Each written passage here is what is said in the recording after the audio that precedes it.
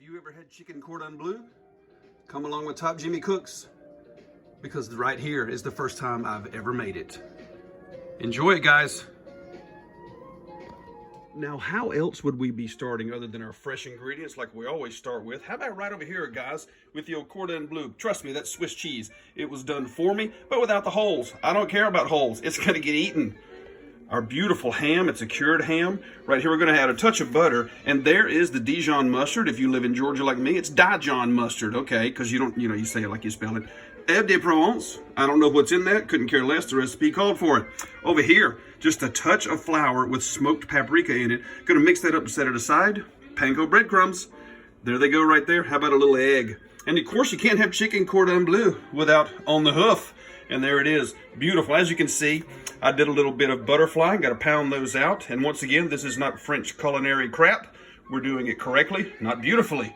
Our seasoning, when in doubt, frag out. Salty Sergeant today.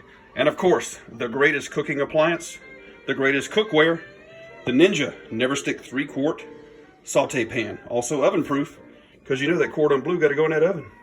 Here we go. Now, nice people, you must know that once our chicken breast has been butterflied and just opened up just enough like that, so you have to pound it out, we are going to cover it with our plastic wrap, which is traditional. Do each one just like this. There you go. And guess what? We are not professional French culinary snobs here. Do we use that professional kitchen tool, meat mallet, meat tenderizer? Oh, hell no. I went to the Home Depot, kids. Look what I got. Oh, let's start pounding. See you in a bit. Okay, woo! Are you kidding? See? Who needs professional when you've got the Home Depot hammer? Pretty cheap, I think. Anyway, let's put that away. Oh, there it goes. Now you want these about 1/4 of an inch thick, so now you can begin your prep here. See? Easy, isn't it? Next up, guys, goes our Dijon mustard, and you actually don't need a lot. I'm gonna put some here, and you just wanna smear it enough to coat your chicken breast, and you don't need a lot. This is probably enough, but I like to coat every single bit of it. Just like this, looking pretty good. We're gonna do both of them just like this, of course. And this is gonna act also as kind of a binder when you get your ham and your cheese in there. I'll come back to that in just a second. And there we go. Now, here comes your frag out flavor. A touch. And you can use regular salt and pepper here. That's perfectly fine. But as you guys know, I love the frag out flavor. That is our Salty Sergeant, salt and pepper, with some other things in it. We're gonna do both of them just like this. Okay, guys, now we are prepared with that. And in next comes your ham. And look at that. My ham is basically the same size. That's good. And comes in. How about just a touch of your Swiss, which goes right there also. Looking really, really good. Now, what you're going to do next is very, very simple, as you saw.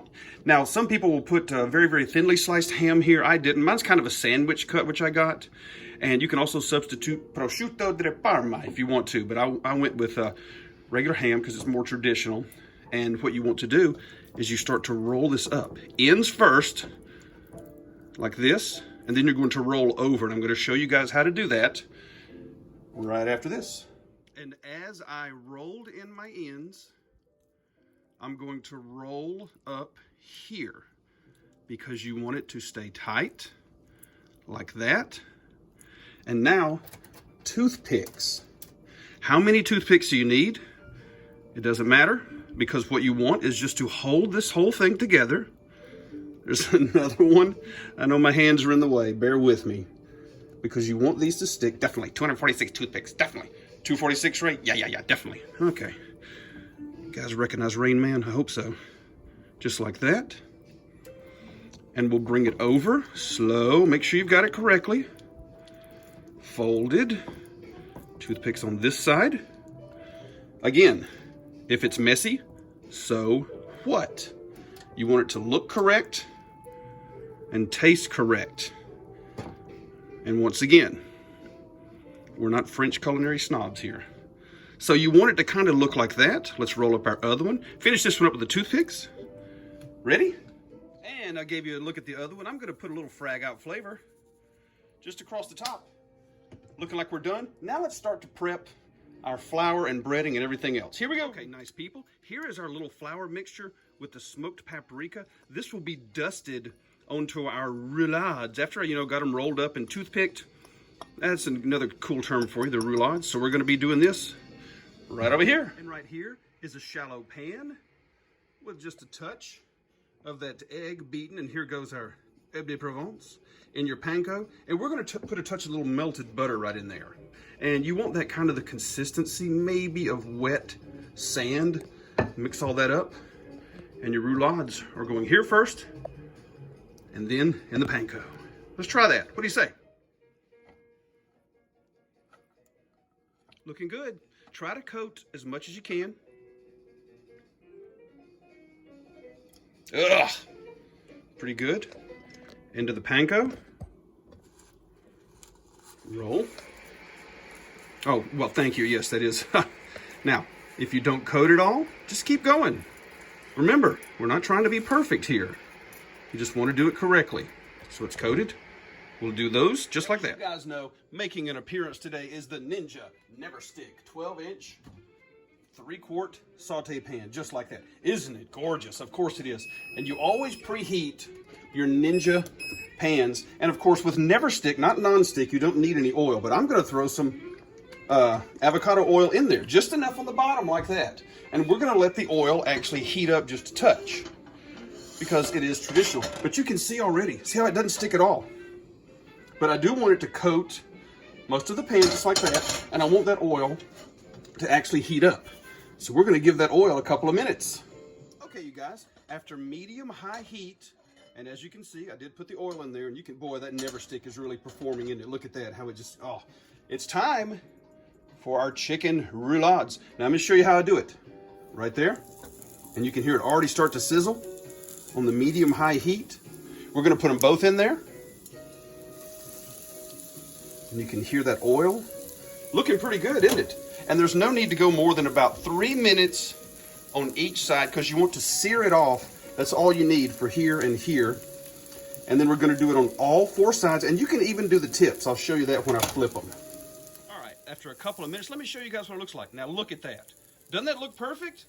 Of course it does. Let's go on this side now. Now guys, look at that.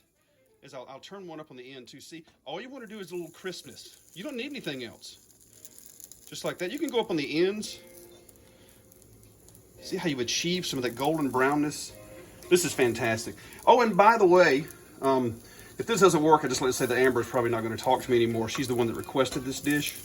And it's my pleasure to actually do it for her. But oh, and by the way, Happy, look what I did, is I decided to make an appearance by the fishmonkeygloves.com. I know you're watching, Happy. She said that was a really good touch last time, so that was for you, my dear. You guys ready? These things are almost done. And by the way, our oven is now preheated to 350 degrees, and look what's going in there for 40 minutes, guys. 40 minutes and counting right now.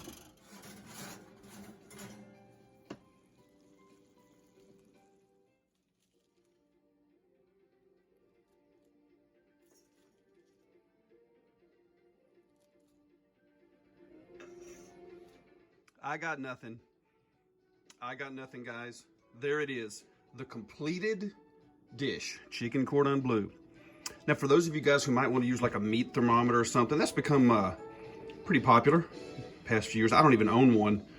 But you want your chicken to be about 170 degrees. And as you can see, I'll do a little zoom for you. Look at that. Perfectly cooked, cheese melted, everything looking good. Wow. Hey guys, I sure do hope you enjoyed this video. Make sure you like and subscribe. You won't miss anything else that's coming up. Gosh, that turned out fantastic. It's time to eat chicken cordon bleu, the very first time I've ever made it. Hope you guys enjoyed, especially Amber. She requested it. You better leave me some comments, honey. For the rest of you, Top Jimmy Cooks, chicken cordon bleu.